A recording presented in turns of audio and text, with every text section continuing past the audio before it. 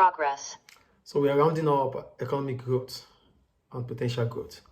So today we're talking about the importance of productivity for the rate of economic growth.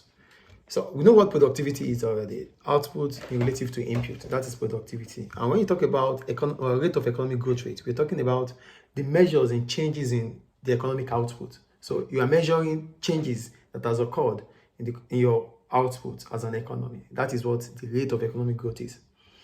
Economic growth means output is increasing, but the rate is talking about the changes in economy, a change in economy's output. That is what growth rate is. I think it's clear.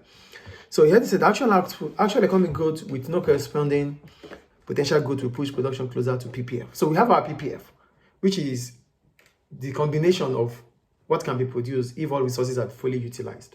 So if the economy is in its actual growth, it means whatever it does, without any corresponding potential growth, it simply means whatever the economy produces is only working through the boundaries, is about to reach the boundary. That is what actual growth is about. The actual growth means the economy has unused resources. The economy has not reached its full potential.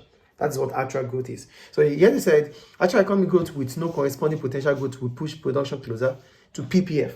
It will push it to the PPF. That is, we are still in PPF 1. So this implies that for the real GDP to increase, the PPF will have to shift outward.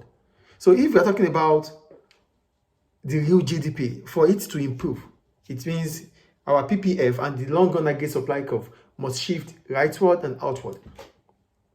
Do you get the point I'm making here? We have our actual GDP or our actual growth, economic growth, which means we are still operating within the PPF. But for us to talk about potential growth, it means the economy is growing, which simply means there's an outward shift in the PPF or there's a rightward shift in the long-run aggregate supply curve. I think the point is clear there. So one of the key factors that causes potential growth is an increase in productivity. So the topic is about the importance of productivity for the rate of economic growth.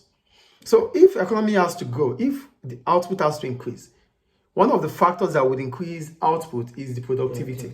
So when you talk about productivity, like I told you earlier, it simply talks about those things that we put together that we process to give us our production.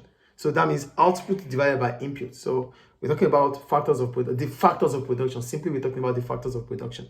So productivity can be increased through the quality of factors of production, such as improving the skills of workers or technological advancement.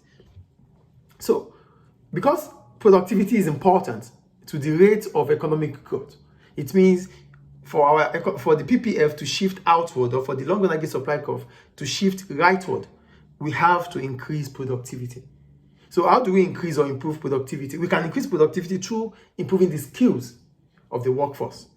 That is human capital. We talked about human capital before. Human capital are those values that we add to production. So with improving skills of workers, that would increase the level of output within the economy. So that means labor productivity is expected to rise. So that's the first point. So if labor productivity is increasing, it will definitely affect the rate of economic growth. That's the first one. The second one is technological advancement.